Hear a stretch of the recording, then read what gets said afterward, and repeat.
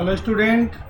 तो आगे जो अपना ऑप्टिक्स वाला पार्ट चल रहा था, जिसमें हमने हाइगेंस के तरंग सिद्धांत के द्वारा परावर्तन और अपवर्तन की व्याख्या कर ली थी। दोनों ही इम्पोर्टेंट पॉइंट हैं, कई बार आपको एग्जाम में पूछे भी जा चुके हैं। अब आगे देखिए, एक ऐसा पॉइंट है, हालांकि आपने 11th क्लास में देखो इसे पढ़ रखा है, प्रकाश का वैतीकरण। ठीक है, वहाँ आपने ध्वनि तरंगों का व्यतिकरण पढ़ा था। ठीक है, तो ध्वनि तरंग और प्रकाश तरंग दोनों में ही ये गुण पाया जाता है व्यतिकरण का। ठीक है, तो देखो यहाँ सबसे पहले जैसे आपने जो परिभाषा वहाँ पढ़ी थी उसी के अकॉर्डिंग यहाँ परिभाषा है, लेकिन दो मुख्य पॉइंट है वो आपको याद रखने हैं कि प्रकाश तरंगों के व्यतिकरण के लिए आपको दो या दो से अधिक प्रकाश तरंगे लेनी होगी। तो ये हम एक बार दो प्रकाश तरंग ले लेते हैं। ये दोनों प्रकाश की जो तरंगे हैं वो एक ही दिशा से संचरित होनी चाहिए। तो जैसे ये एक दिशा आपने मान ली प्लस x दिशा में ये संचरित हो रही है। ठीक है, दोनों तरंगों का जो आयाम है, दोनों तरंगों का जो आयाम है वो आपका होना चाहिए अलग अलग। ठीक है, लेकिन अलग अलग में भी बहुत ज़्यादा अलग नहीं, लगभग समान हो। आयाम अलग तो है लेकिन वो क्या है, लगभग समान। आवृत्ति प्रति सेकंड जो कंपनों की संख्या है वो एकदम एक समान होनी चाहिए। ठीक है, तो परिभाषा देखो यहाँ इस प्रकार से बन जाएगी कि जब दो लगभग समान आयाम व एक समान आवृत्ति की प्रकाश तरंगे एक ही दिशा से संचरित होकर माध्यम के बिंदु पर अध्यारोपित होती है, तो क्या होता है कि कुछ बिंदुओं पर, जैसे दो बिंदु आप मान लीजिए, तो कुछ बिंदुओं पर क्या होगा, परिणामी आयाम और तीव्रता का मान होगा अधिकतम। कुछ बिंदुओं पर परिणामी आयाम और तीव्रता का जो मान है वो आपको मैक्सिमम प्राप्त होगा, और कुछ बिंदुएं ऐसी होगी जहां पर आपको मिनिमम प्राप्त होगा, फिर आपको मैक्सिमम प्राप्त होगा, फिर आपको मिनिमम प्राप्त होगा। तो आप ये बोल सकते हो कि जहां तीव्रता ज़्यादा है यानी एनर्जी ज़्यादा, जहां कम है वहाँ एनर्जी कम, फिर ज़्यादा फिर कम। तो आप एक तरीके से सब बोल सकते हो कि ऊर्जा का यहाँ पर क्या हो रहा है, चेंजेज हो रहा है। तो इस पॉइंट को हम बोल सकते हैं कि ऊर्जा का क्या हो रहा है, यहाँ पर पुनर्वितरण हो रहा है। ठीक है, तो ऊर्जा पुनर्वितरण की ऐसी घटना को ही आप यहाँ पर क्या बोलते हो, प्रकाश तरंगों का व्यतिकरण। ठीक है, ऊर्जा पुनर्वितरण की जो ये घटना आपके सामने, इसी को आप बोलते हो यहाँ पर व्यतिकरण। तो परिभाषा देखो मैं एक बार फिर से बोल देता हूँ, कई बार आपको एग्जाम में ये पूछी जा चुकी है कि जब दो लगभग समान आयाम, जब दो लगभग समान आयाम व एक समान आवृत्ति की प्रकाश तरंगे एक ही दिशा से संचरित होकर माध्यम के बिंदुओं पर अध्यारोपित होती है, तो कुछ बिंदुओं पर परिणामी आयाम और तीव्रता का मान अधिकतम, कुछ पर न्यूनतम प्राप्त होता है, और ऊर्जा पुनर्वितरण की ऐसी घटना को ही हम क्या बोलते हैं, प्रकाश तरंगों का व्यतिकरण। ठीक है, आगे देखिए, ये तो होगी परिभाषा। अब यहाँ व्यतिकरण के हम प्रकार भी एक बार देख लेते हैं, बाकी और डिस्कस आगे करेंगे डेरिवेशन के बाद में। तो प्रकार में देखिए, जैसे आपने दो पॉइंट यहाँ बोले हैं कि कुछ बिंदुओं पर परिणामी आयाम और तीव्रता का जो मान है वो अधिकतम है। तो कुछ बिंदुओं पर जैसे परिणामी आयाम और तीव्रता ये है आपकी मैक्सिमम, और कुछ बिंदुओं पर परिणामी आयाम और तीव्रता का मान है मिनिमम। ठीक है, तो इसी के अकॉर्डिंग देखो व्यतिकरण भी आपका दो प्रकार से हो गया। जहां पर परिणामी आयाम और तीव्रता का मान मैक्सिमम होता है, ऐसे व्यतिकरण को तो हम बोलते हैं संपोषी व्यतिकरण। ऐसी व्यतिकरण को हम क्या बोलते हैं, संपोषी व्यतिकरण। और जहां पर ये मान मिनिमम यानी न्यूनतम है, ऐसे व्यतिकरण को हम बोल देते हैं विनाशी व्यतिकरण। विनाशी व्यतिकरण, ठीक है। अब देखिए एक इम्पोर्टेंट लाइन और लिखी हुई है यहाँ पर, कला संबद्ध स्रोत। कई बार देखिए आपको इसके बारे में भी परिभाषा पूछी जा चुकी है, कला संबद्ध स्रोत। इससे मतलब ये है कि व्यतिकरण की घटना के लिए आपने जो दो प्रकाश तरंगे ली है, जो दो प्रकाश तरंग ली है, तो देखो दो इंपॉर्टेंट पॉइंट तो आपने देख लिए कि आयाम लगभग समान होना चाहिए, आवृत्ति एकदम समान होनी चाहिए, दोनों एक ही दिशा से चलनी चाहिए।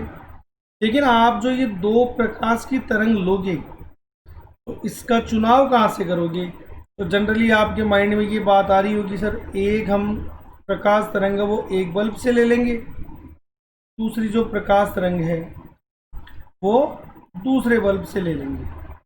तो देखो अगर आप दो अलग अलग प्रकाश स्रोतों से दो प्रकाश तरंगे लेकर अगर आप व्यतिकरण की घटना बनाना चाहते हो तो ऐसा कभी भी संभव नहीं होगा। क्यों? तो ये कहा जाता है कि दो अलग अलग प्रकाश स्रोतों से प्राप्त जो तरंगे हैं वो कभी भी आपस में कला संबद्ध नहीं होती है, ठीक है। तो कला संबद्ध का मतलब क्या है? तो इसकी देखो परिभाषा कई बार आपको एग्जाम में पूछी जा चुकी है, तो पहले तो परिभाषा जानिए। परिभाषा से मतलब ये है कि दो ऐसी प्रकाश तरंगे, दो ऐसी प्रकाश तरंगे, ठीक है, जिनके मध्य कलांतर या फिर पथांतर,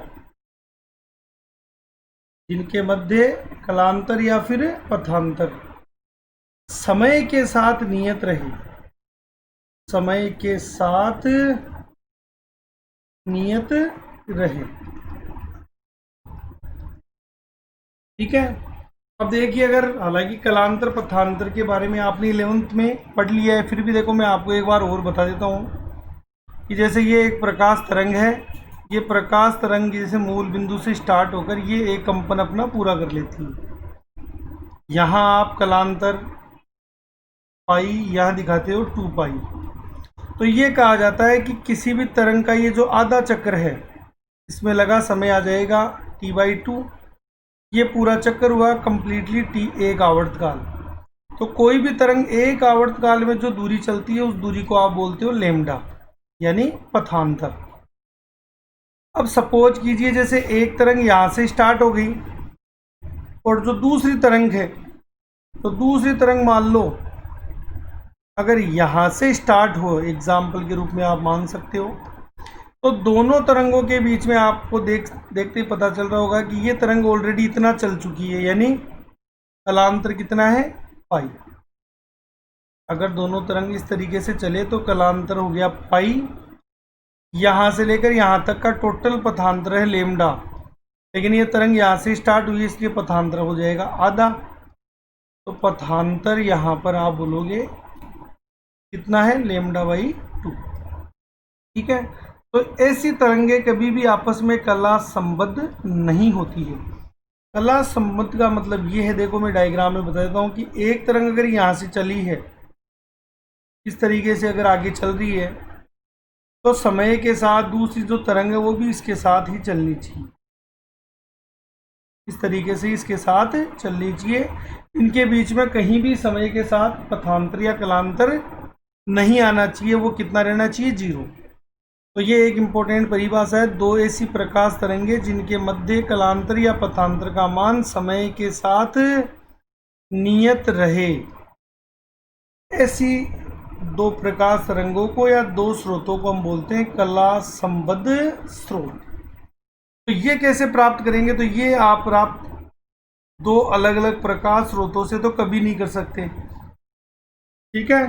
तो ये आपको याद रखना है कि दो अलग अलग प्रकाश स्रोतों से प्राप्त तरंगे आपस में कला संबद्ध नहीं होती है। इसलिए आपको क्या करना पड़ेगा, एक ही प्रकाश स्रोत से आपको दो तरंगे बनानी पड़ेगी, जिसकी डिटेल हम आगे देखेंगे। जैसे एक एग्जाम्पल के रूप में मान सकते हो कि एक प्रकाश स्रोत के आगे जैसे मैंने दो छिद्रों का गत्ता रख दिया, तो एक तरंग इधर से निकल गई, एक इधर से निकल गई। एक ही प्रकाश स्रोत से देखो आपको कितने प्रकाश स्रोत मिल गए, दो। ठीक है, तो ये आगे दो प्रोसीजर है कि हम एक ही प्रकाश स्रोत से दो तरंगे कैसे बना सकते हैं। आयाम के विभाजन के द्वारा भी है और तरंगाग्र के विभाजन के द्वारा भी है। ठीक है, तो एक ही प्रकाश स्रोत से जो प्राप्त दो तरंगे होती है वही आपस में क्या होती है, कला संबद्ध तरंगे। ठीक है, तो यहाँ देखो आपने दो इंपॉर्टेंट परिभाषा पढ़ ली है, मैं वापस रिपीट कर देता हूँ। प्रकाश का वैतीकरण, तो दो लगभग समान आयाम व एक समान आवृत्ति की प्रकाश तरंग जब एक ही दिशा से संचरित होकर माध्यम के बिंदुओं पर अध्यारोपित होती है तो कुछ बिंदुओं पर परिणामी आयाम और तीव्रता का मान अधिकतम और कुछ पर न्यूनतम प्राप्त होता है। ऊर्जा पुनर्वितरण की ऐसी घटना को आप बोलते हो प्रकाश तरंगों का वैतीकरण। ठीक है, वैतीकरण की शर्त क्या है, तो वैतीकरण की शर्त यही है जैसे अभी आपने पढ़ लिया। पहला पॉइंट कि दोनों प्रकाश स्रोत आपस में कला संबद्ध होने चाहिए, यानी इनसे उत्सर्जित तरंगों के मध्य कलांतर का जो मान है वो हमेशा समय के साथ क्या होना चाहिए भाई, नियत। ये पॉइंट आपको याद रखना। फिर इसके अलावा भी कुछ और शर्तें भी है, जैसे दोनों प्रकाश स्रोत एक वर्णीय होने चाहिए, क्योंकि जैसे आप अच्छी तरह जानते हो कि जो श्वेत प्रकाश स्रोत होता है, तो श्वेत प्रकाश स्रोत से निकलने वाली जो तरंगे हैं, यानी श्वेत प्रकाश कितने रंगों से बना हुआ होता है भाई, 7 रंगों से। ठीक है, विबग्योर। तो आप अगर श्वेत प्रकाश को काम में लोगे तो ये एक रंग नहीं है, यहाँ पर कंप्लीटली कितने रंग हो जाएंगे, 7। तो आपको अगर व्यतिकरण की घटना एकदम स्पष्ट देखनी है तो जो आपके 7 रंग है विबग्योर, ठीक है, इनमें से किसी एक ही रंग का आपको चुनाव करना पड़ेगा। तो दूसरी शर्त है कि दोनों स्रोत एक वर्णीय होने चाहिए। तीसरा, दोनों तरंगों के आयामों का मान लगभग बराबर होना चाहिए। लगभग का मतलब जैसे A1 का मान आपने 9 मान लिया, A2 का मान आपने 10 मान लिया। इससे होगा क्या कि जब अधिकतम मान होगा तो 10 और 9 आपस में जुड़ जाएंगे और टोटल मान होगा 19। और मिनिमम की कंडीशन में जब ये मान घटेगा तो ये आ जाएगा 1। तो 19 की चमक और 1 वाली चमक में बहुत ज़्यादा अंतर होगा। इसलिए आप क्या करोगे, जो दो प्रकार का व्यतिकरण माना था ना अपने, संपोषी और विनाशी, उस व्यतिकरण को आप आसानी से पहचान जाओगे। ठीक है, फिर चौथा ये अपने देख लिया, दोनों तरंगे एक ही दिशा से चलनी चाहिए, दोनों प्रकाश स्रोत अति निकट होने चाहिए, दोनों प्रकाश स्रोत अथवा स्रोत सिल्टों की चौड़ाई अत्यंत संकीर्ण होनी चाहिए। ठीक है, अगर आप दोनों की छिद्रों की चौड़ाई ज़्यादा रखोगे ना तो जो सामने व्यतिकरण का प्रतिरूप बनेगा वो एकदम स्पष्ट नहीं बनेगा। तो ये जो कुछ इंपॉर्टेंट पॉइंट है ये यहाँ पर क्या है, व्यतिकरण की शर्तें हैं। ठीक है, अब अगर अपन व्यतिकरण का जो एक डेरिवेशन है जो आपने 11th क्लास में भी पढ़ा था, अगर उसके बारे में देखें तो देखिए आप यहाँ से फिर स्टार्ट करते हैं। जैसे आपको कंडीशन दे दी कि जो प्रथम तरंग है, तो प्रथम तरंग का यह आपने ले लिया विस्थापन समीकरण, तो ये आ गया y1 बराबर A1 साइन ओमेगा टी। तो यहाँ देखिए A1 आयाम है जो मैंने अलग कर दिया, यानी 1 लगा दिया। ओमेगा आवर्ती है तो इस पर मैंने 1 नहीं लगाया क्योंकि ये दोनों तरंगों के लिए समान रहेगा। फिर द्वितीय तरंग की बात करते हैं, तो आगे आप लिखोगे द्वितीय तरंग का विस्थापन समीकरण, तो y2 बराबर A2 sine omega T plus 5, क्योंकि दोनों तरंगों के बीच में जब पथांतर होगा या कलांतर होगा तो ये जो घटनाएं उत्पन्न हो रही है ना, ये घटनाएं उत्पन्न होगी। ठीक है, अब यहाँ पर हम डेरिवेशन देखते हैं। तो देखो डेरिवेशन हालांकि आपने ऑलरेडी पढ़ रखा है। तो यहाँ जैसे ही दोनों तरंगे अध्यारोपित होगी तो आगे आप पॉइंट पढ़ोगे अध्यारोपण के सिद्धांत से। अध्यारोपण के सिद्धांत से, अध्यारोपण के सिद्धांत से मान आ जाएगा y बराबर y1 प्लस y2। दोनों तरंगों के विस्थापन समीकरणों को हम जोड़ देते हैं। y1 का मान देखिए आपके सामने है a1 साइन ओमेगा t और y2 का मान है a2 sine omega t plus 5।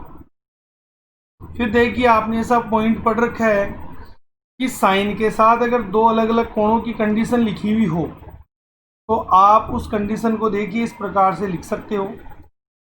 तो मैं यहाँ एक त्रिकोणमितीय सूत्र आपको बता देता हूँ। साइन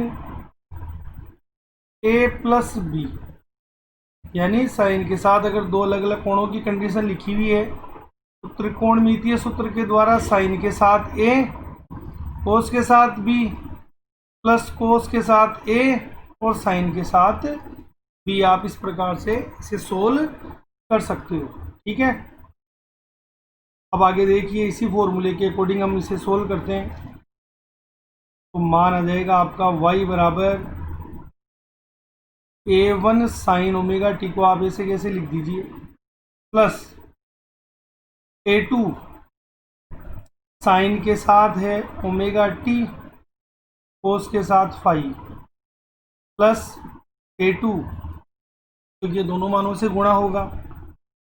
फिर साइन के साथ है फाई और कोस के साथ है ओमेगा टी। अब यहाँ आप गौर से देखिए साइन ओमेगा टी यहाँ भी लिखा हुआ है, साइन ओमेगा टी यहाँ भी लिखा हुआ है, बीच में प्लस का चिन्ह है।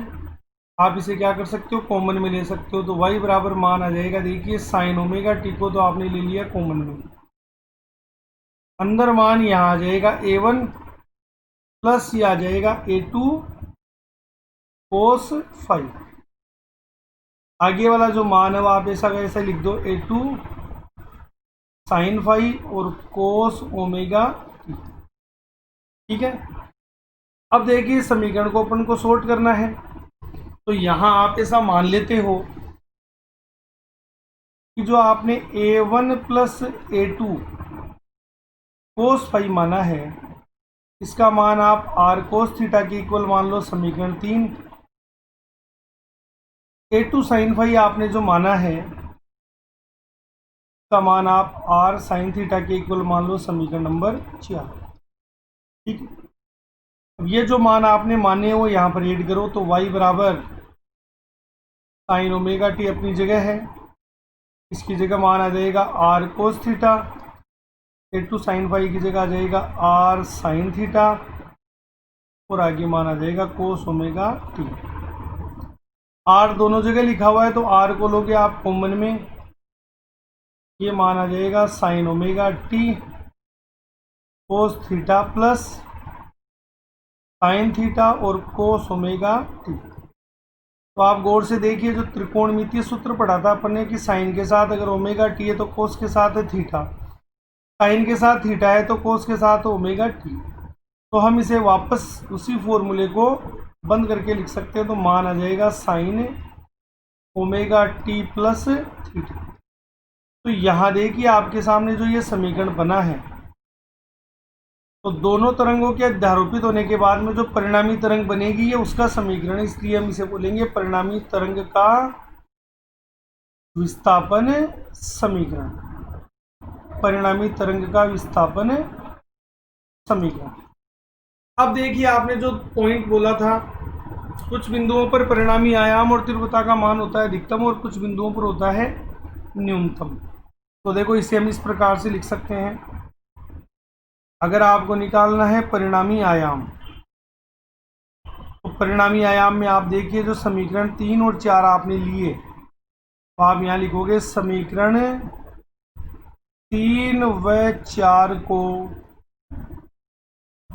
वर्ग करके जोड़ने पर, वर्ग करके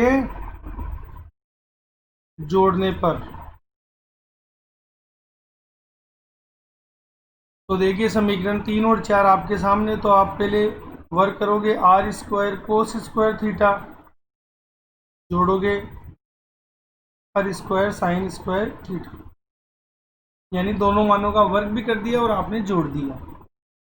आर कोस थीटा का मान आपने किसके इक्वल माना था, तो आपने माना था a1 plus a2 cos phi के इक्वल, तो आप इसका होल स्क्वायर करोगे a2 square sine square phi, यानी समीकरण 3 और 4 थी आपकी, दोनों का वर्क भी कर दिया और आपने दोनों मानों को आपस में जोड़ भी दिया। अगर आप आर स्क्वायर को कॉमन में लेते हैं, क्योंकि आर स्क्वायर यहाँ भी है प्लस आर स्क्वायर यहाँ भी है, तो अंदर मान आ जाएगा आपका कोस square theta plus sign square theta, जिसका मान कितना होता है भाई 1। ये होल स्क्वायर अगर हम खोलेंगे तो मान आएगा देखो a1 स्क्वायर a2 स्क्वायर, ठीक है, और पूरा मान जिसको 2 से गुणा करके लिखोगे तो 2ab, यानी एक की जगह a1 और b की जगह a2 कोस फाई। आगे का मान आप ऐसा कैसा लिख दो a2 स्क्वायर साइन स्क्वायर और फाई। अब आप खुद देखिए a2 स्क्वायर यहाँ भी लिखा हुआ है, a2 स्क्वायर यहाँ भी लिखा हुआ है, ठीक है। यहाँ देखो a2 के साथ कोस फाई और लिखना आपको, कोस स्क्वायर फाई और फिर ये मान प्लस में। तो देखिए ये मान तो हो गया आर स्क्वायर के इक्वल, a1 स्क्वायर अपनी जगह है, a2 स्क्वायर को दोनों जगह से हम ले लेते हैं कॉमन में। तो देखो यहाँ तो a2 स्क्वायर के साथ लिखा हुआ था कोस स्क्वायर फाई बच गया, यहाँ लिखा हुआ था साइन स्क्वायर फाई बच गया, और आगे मान आ जाएगा 2a1 a2 कोस फाई, ठीक है। तो ये मान भी एक के इक्वल, और जैसे आप आर के ऊपर का स्क्वायर उठाओगे तो मान आ जाएगा a1 square plus a2 square plus 2a1 a2 cos phi और ऊपर अंडर। तो ये भाई परिणामी आयाम का फॉर्मूला है। अगर परिणामी तीव्रता निकालते हो आप, तो परिणामी तीव्रता, इसके लिए एक लैंग्वेज है कि परिणामी तीव्रता का मान परिणामी आयाम के वर्ग के समानुपाती होता है। जैसे ही आप समानुपाती का चिन्ह हटाओगे आपको नियतांक लेना पड़ेगा k आर स्क्वायर की पूरी वैल्यू आपके सामने लिखी हुई है, तो आर स्क्वायर की जगह आप लिखोगे देखो a1 square plus a2 square plus 2a1 a2 cos phi. जैसे इस मान को आप कैसे गुणा करोगे तो मान आएगा k a1 square k a2 square plus 2k a1 a2 cos phi. अब आप गौर से देखिए कि परिणामी तरंग के आयाम का वर्ग वाला जो मान है वो परिणामी तीव्रता के बराबर है।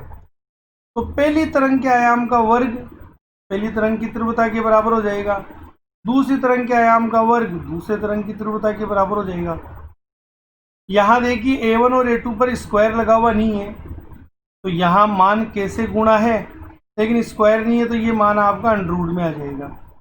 तो इस प्रकार से देखिए ये आपका परिणामी तीव्रता का फॉर्मूला आ गया। तो एक व्यतिकरण का गणितीय विश्लेषण है जिसमें आपने लैंग्वेज में कहा है कि कुछ बिंदुओं पर परिणामी आयाम और तीव्रता का मान अधिकतम और कुछ पर होगा न्यूनतम। तो परिणामी आयाम और परिणामी तीव्रता दोनों के फॉर्मूले हमने प्राप्त कर लिए हैं। अब इन फॉर्मूलों पर जो आगे का पॉइंट है उसकी चर्चा बाद में करेंगे, ठीक है। धन्यवाद।